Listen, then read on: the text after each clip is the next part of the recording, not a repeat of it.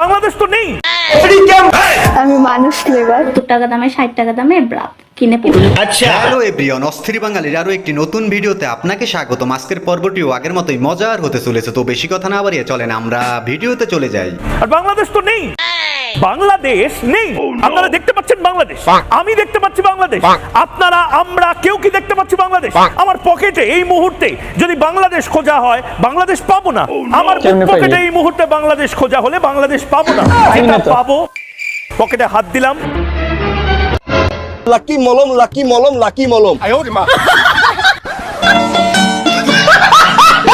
বাংলাদেশ নাই, বাংলাদেশ থাকবে না। এই ভারতীয় হকার সাংবাদিক বাংলাদেশকে নিয়ে শুরুটা করেছে কি বলেন তো আপনারা? তাকে যদি বাংলার জনতা পায় না তাহলে একদম পিছন ভরে দেবে। এভাবে কথা বলতে নেই বাবা।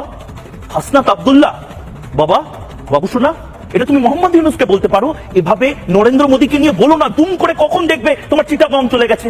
ये भैंचो सारे मिलके हमको पागल बना रहे हैं मादर चौथ के बच्चे। কখন দেখবে যে দেশটা একটা সময় 71-এ স্বাধীন করা হয়েছে, সেই 71-এর স্বাধীন দেশটা আবার পূর্ব পাকিস্তান পশ্চিম পাকিস্তান এক হয়ে গেছে, হয়ে গিয়ে সেই নামটা অবিভক্ত বাংলা হয়েছে, সেই অবিভক্ত বাংলা একটা রাজ্য হয়ে গেছে, ভারতবর্ষের রাজ্য হয়ে গেছে, নতুন রাজ্য হয়ে গেছে। এভাবে বলতে নেই বাবা। ভারতের এই হকার সাংবাদিক কিংবা মলম বিক্রেতার কথা শুনলে মাথা এমনিতেও গরম হয়ে যায়। মানে তারা বাংলাদেশকে নিয়ে যা খুশি তাই বলতে পারবে, কিন্তু বাংলাদেশের মানুষ ভারত এবং মোদীকে নিয়ে কিছু বললেই তাদের গা জ্বলে। কেন রে ভাই? সেই সত্য সেই তো হেবি হেবি হেবি দেখি মুখ দেখি দেখি। বান্ধবী তো আমার সেই রকম ঝালখোর, তবে এখানে শেষ নয়, পিকচার আবি বাকি হ্যাঁ মেরা দোস্ত। সেই স্বাদ, সেই স্বাদ দারুণ দারুণ খেতে, ভালো খেতে ছিল। হ্যাঁ দারুণ হেবি। হ্যাঁ দেখি চোখ দুটো দেখি মানে ঝাল খেয়ে বান্ধবী তো পুরোই হডে পরিণত হয়ে গেছে। আসলে সেই স্বাদ, তাই না? চালিয়ে যান। তোমার ডেইলি ইনকাম কত টাকা?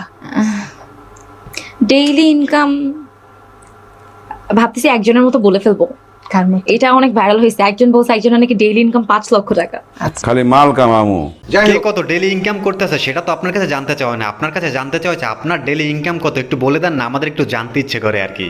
আমি ইনবক্স চেক করে দেখলাম, সবাই আমাকে বলতেছে আমি নাকি 50 টাকা দামে 70 টাকা দামে 60 টাকা দামে ব্রা কিনে পড়ি। ওকে আচ্ছা, হ্যাঁ আমি পড়ি। হ্যাঁ 1500 টাকা দামে ব্রা কেনার তো সামর্থ্য নাই, তার জন্য 50 টাকা দামে 70 টাকা দামে ব্রা পড়ি। ওকে, কোনো প্রবলেম আছে তোমাদের? যদি প্রবলেম থাকে ওকে ইনবক্সে জানাই। Okay bye. দুষ্ট পোলাপান আর ভালো হইলো না। কি দরকার আছে তার কমেন্ট বক্সে গিয়ে এই ধরনের কমেন্ট করার? সে কম দামের জিনিস পড়ুক কিংবা বেশি দামের জিনিস পড়ুক, সেটা একান্তই তার ব্যক্তিগত ব্যাপার। কি বলেন আপনারা? চকলেটের কোন ফ্লেভার? অনেক ফ্লেভারই তো চকলেট হয়, তুমি কোন ফ্লেভার? আমি মানুষ ফ্লেভার। মানুষ ফ্লেভার। এই ফ্লেভারের চকলেট কি আপনারা খেয়েছেন কখনো?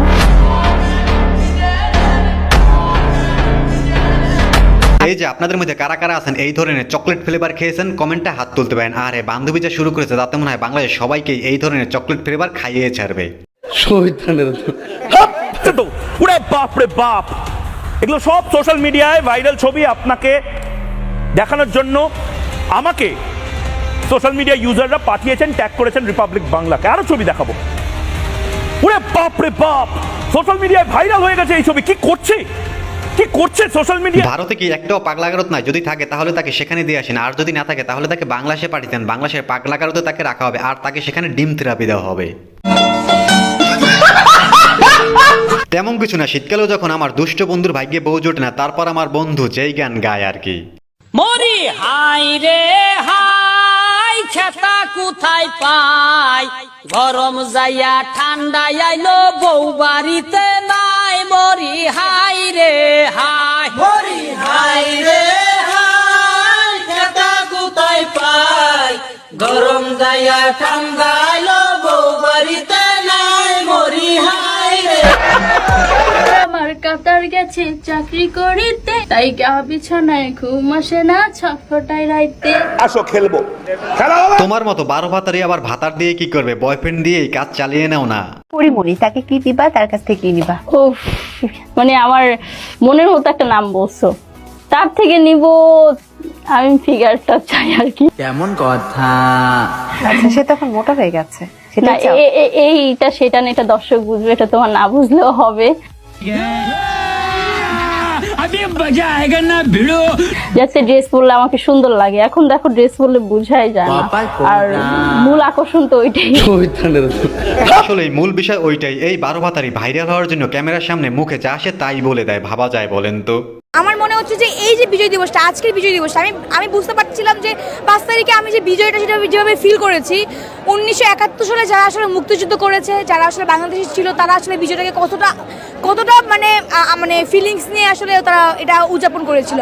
তো আর এইবার আসলে ওইভাবেই আমি উদযাপন করছি। আমার মনে হয় যে আমি আসলে আজকের বিজয় দিবসটাকে ওন করতে পারছি। আমার মনে হচ্ছে যে এক কেন্দ্রীয়তা থেকে আমরা বের হয়ে আসছি।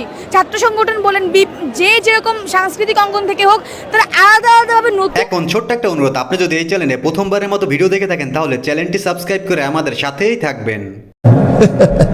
ফান খাইতেছে, তুষ কইরা লাইতেছে হুজুরে। ফান্ডে ডাক দিতে পারে না, না হইলে আপনার আব্বা ডাক হইল ফান্ডে।